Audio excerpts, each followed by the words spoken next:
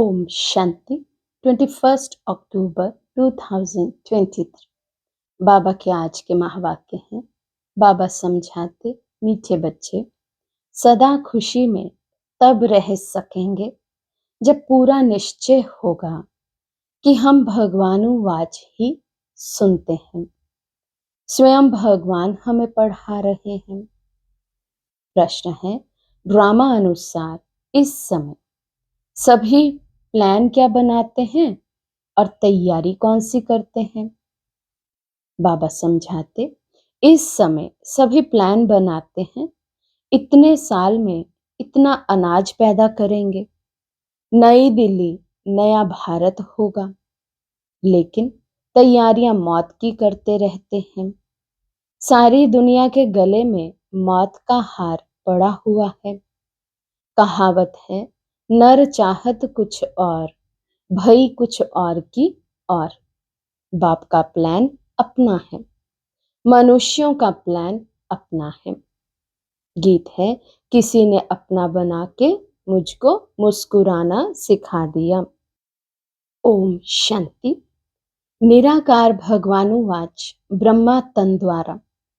ये पहली बात तो पक्की कर लेनी चाहिए कि यहाँ कोई मनुष्य नहीं पढ़ाते, निराकार भगवान पढ़ाते हैं। उनको हमेशा परम पिता परमात्मा शिव कहा जाता है।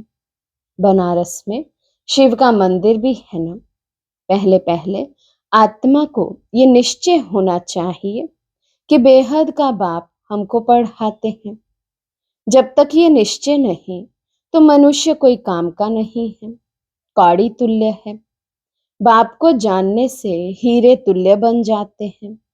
कौड़ी तुल्य भी भारत में मनुष्य बनते हैं, हीरे तुल्य भी भारत के मनुष्य बनते हैं। बाप आकर मनुष्य से देवता बनाते हैं। पहले जब तक ये निश्चय नहीं है कि भगवान पढ़ाते हैं, वे जैसे कि इस कॉलेज में बैठते भी कुछ नहीं समझते हैं। वे खुशी का पारा नहीं चढ़ता है। वे हैं हमारा मोस्ट बिलव्ड बाप, जिसको भक्ति मार्ग में दुख के समय पुकारते थे, हे परमात्मा रहम करो। ये आत्मा कहती है, मनुष्य तो समझते नहीं कि लौकिक बाप होते हुए भी हम कौन से बाप को याद करते हैं। आत्मा मुख द्वारा कहती है, ये हमारा लौकिक बाप है, ये हमारा पारलौकिक बाप है। तुम अब देही अभिमानी बने हो, बाकी मनुष्य हैं देह अभिमानी। उनको आत्मा और परमात्मा का पता ही नहीं है। हम आत्माएं उस परम पिता परमात्मा के बच्चे हैं, ये ज्ञान कोई को भी नहीं है। बाप पहले पहले ये निश्चय कराते हैं, भगवानुवाच मैं तुमको राजयोग सिखलाता हूँ। तुम देह सहित देह के जो भी संबंध है उनको भूल अपने को आत्मा निश्चय कर मुझ बाप को याद करो। कोई मनुष्य व कृष्ण आदि ऐसे कह ना सके। ये है ही झूठी माया, झूठी काया, झूठा सब संसार, एक भी सच्चा नहीं। सचखंड में फिर एक भी झूठा नहीं होता। ये लक्ष्मी नारायण सचखंड के मालिक थे, पूज्य थे। अभी भारतवासी धर्म भ्रष्ट कर्म भ्रष्ट बन पड़े हैं, इसलिए नाम ही है भ्रष्टाचारी भारत। श्रेष्ठाचारी भारत सतयुग में होता है। वहां सब सदैव मुस्कुराते हैं, कभी बीमार रोगी नहीं होते। यहाँ भल कहते हैं फलाना स्वर्ग पधारा, परंतु जानते कोई भी नहीं। इस समय का राज्य भी मृग तृष्णा के समान है।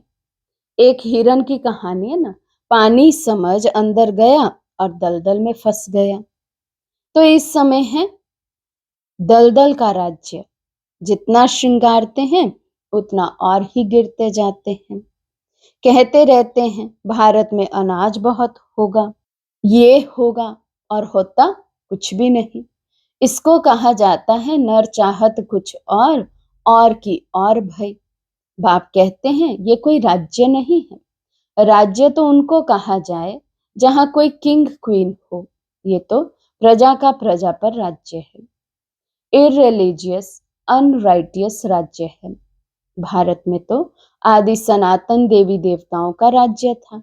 अभी तो कितने धर्म भ्रष्ट कर्म भ्रष्ट बन गए हैं। ऐसा और कोई देश नहीं जो अपने धर्म को नहीं जानते हैं। कहा भी जाता है रिलीजन इज माइट।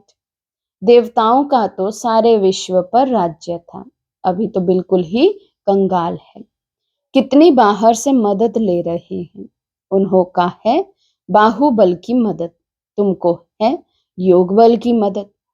तुम बच्चे जानते हो मोस्ट बिलवर्ड बाप है जिससे हमको 21 जन्म के लिए सदा सुख का वर्षा मिलता है।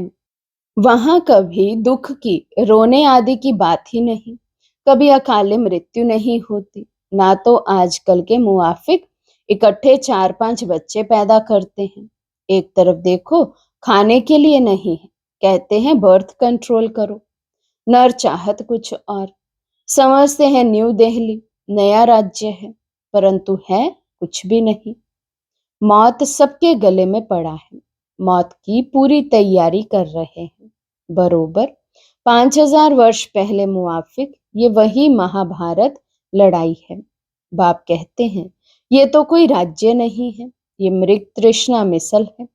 द्रौपदी का भी मिसाल है ना, तुम सब द्रौपदियां हो। बाप का तुमको फरमान है कि इन विकारों पर जीत पहनो। हम प्रतिज्ञा करते हैं हम सदा पवित्र रह भारत को पवित्र बनाएंगे। ये पुरुष लोग पवित्र रहने नहीं देते। कई गुप्त गोपिकाएं कितना पुकारती हैं कि हमको मारते हैं। तुम जानते हो ये काम महाशत्रु तो मनुष्य को आदि मध्य अंत दुख देने वाला है। बाप कहते हैं इस पर तुम्हें जीत पानी है। गीता में भी है भगवान उवाच, काम महाशत्रु है, परंतु मनुष्य समझते नहीं। बाप कहते हैं पवित्र बनो, तब तुम राजाओं का राजा बनेंगे। अब बताओ राजाओं का राजा बनना है या पतित बनना है? ये एक अंतिम जन्म बाप कहते हैं मेरे खातिर पवित्र बनो। अपवित्र दुनिया का विनाश, पवित्र दुनिया की स्थापना हो जाएगी। आधा कल्प तुमने विष पीते पीते इतना दुख देखा है, तुम एक जन्म ये नहीं छोड़ सकते हो। अब पुरानी दुनिया का विनाश और नई दुनिया की स्थापना हो रही है। इसमें जो पवित्र बनेंगे और बनाएंगे वही ऊंच पद पाएंगे। ये राजयोग है। तुम कहते हो हम ब्रह्मा कुमार कुमारियां हैं, तो बरोबर प्रजापिता ब्रह्मा की संतान भी है। ब्रह्मा शिव का बच्चा है, तुमको वर्षा देने वाला शिव है। ये इनकॉर्पोरियल गॉड फादरली यूनिवर्सिटी है। वे हेवन स्थापन करने वाला वर्षा देने वाला शिव है। वही गॉड फादर ब्लिसफुल नॉलेजफुल बाप बैठ पढ़ाते हैं, परंतु जब देह अभिमान निकले तब बुद्धि में बैठे। तकदीर में नहीं है तो फिर धारणा नहीं होती। बरोबर जगत पिता के तुम बच्चे हो। ब्रह्मा कुमार कुमारियां राजयोग सीख रहे हैं। तुम्हारा ही यादगार खड़ा है, कितना अच्छा मंदिर है। उनका अर्थ तुम बच्चों के सिवाय कोई भी नहीं जानते। पूजा करते माथा टेकते सब पैसे गवा दिए। अभी बिल्कुल ही कौड़ी तुल्य बन गए हैं, खाने के लिए अन्न नहीं। अब कहते बच्चे कम पैदा करो। ये कोई मनुष्य की ताकत नहीं जो कह सके कि काम महाशत्रु है। ये तो जितना कहेंगे कम पैदा करो उतना ही जास्ती पैदा करेंगे। कोई की ताकत चल नहीं सकती। तुम बच्चों को पहले पहले ये बात समझानी है कि ये गॉड फादरली यूनिवर्सिटी है, भगवान एक है। ये एक ही चक्र है जो फिरता रहता है। ये समझने की बातें हैं। मित्र संबंधियों आदि को भी ये रूहानी यात्रा का राज समझाना है।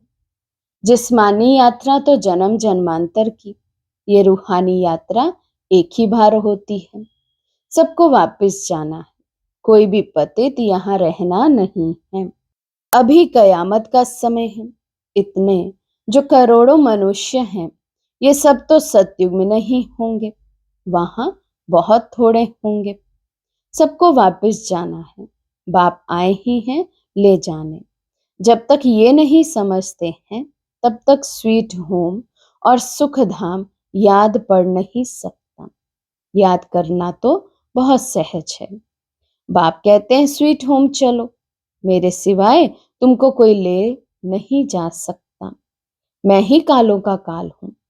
कितना अच्छी रीति समझाते हैं, परंतु वंडर है, इतने वर्षों से रहते हुए भी धारणा नहीं होती। कोई तो बहुत होशियार हो जाते हैं, कोई कुछ भी नहीं समझते। इसका मतलब ये नहीं कि पुरानों का ही ऐसा हाल है तो हमारा क्या होगा। नहीं, स्कूल में सभी नंबर वन थोड़े होंगे, यहाँ भी नंबरवार है। सबको समझाना है, बेहद के बाप से वर्षा लेने का अभी समय है। 21 जन्म के लिए सदा सुख का वर्षा पाना है।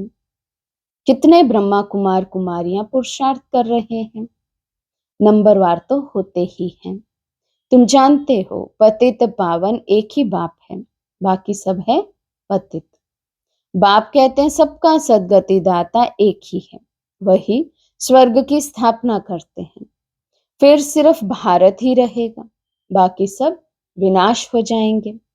मनुष्यों की बुद्धि में इतनी बात भी नहीं बैठती है।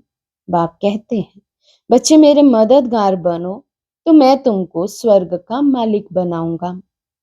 हिम्मते मर्दा मददे खुदा, गाते तो हैं खुदाई खिदमतकार, वास्तव में वे हैं जिस्मानी सेल्वेशन आर्मी। सच्चे सच्चे रूहानी सेल्वेशन आर्मी तुम हो। भारत का बेड़ा जो डूबा हुआ है, उनको सेल्वेज करने वाली तुम भारत माता शक्ति अवतार हो। तुम गुप्त सेना हो। शिव बाबा गुप्त तो उनकी सेना भी गुप्त। शिव शक्ति पांडव सेना। सच्ची सच्ची सत्यनारायण की कथा ये है, बाकी सब है झूठी कथाएं। इसलिए कहते हैं see no evil hear no evil. मैं जो समझाता हूं वे सुनो। ये है बेहद का बड़ा स्कूल। इस यूनिवर्सिटी के लिए ये मकान बनाए हैं। पिछाड़ी में यहाँ बच्चे आकर रहेंगे। जो योग युक्त होंगे वे आकर रहेंगे। इन आंखों से विनाश देखेंगे, जो स्थापना तथा विनाश का साक्षात्कार तुम अभी दिव्य दृष्टि से देखते हो, फिर तुम इन आंखों से देखेंगे। इसमें बड़ी विशाल बुद्धि चाहिए। जितना बाप को याद करेंगे उतना बुद्धि का ताला खुलता जाएगा। अगर विकार में गया तो एकदम ताला बंद हो जाएगा। स्कूल छोड़ दिया तो फिर ज्ञान बुद्धि से एकदम निकल जाएगा। पतित बना फिर धारणा हो ना सके। मेहनत है, ये कॉलेज है विश्व का मालिक बनने लिए। ये ब्रह्मा कुमार कुमारियां शिव बाबा के पोतरे पोत्रियां हैं। ये अब भारत को स्वर्ग बना रहे हैं। ये रूहानी सोशल वर्कर्स हैं जो दुनिया को पावन बना रहे हैं। मुख्य है ही प्योरिटी। श्रेष्ठाचारी दुनिया थी, अभी भ्रष्टाचारी है। ये चक्र फिरता रहता है। ये दैवी झाड़ का सैंपलिंग लग रहा है, जो आहिस्ते आहिस्ते वृद्धि को पाएगा। अच्छा, मीठे मीठे सिखे लदे बच्चों प्रति माता पिता बाप दादा का याद प्यार और गुड मॉर्निंग। रूहानी बाप के रूहानी बच्चों को नमस्ते।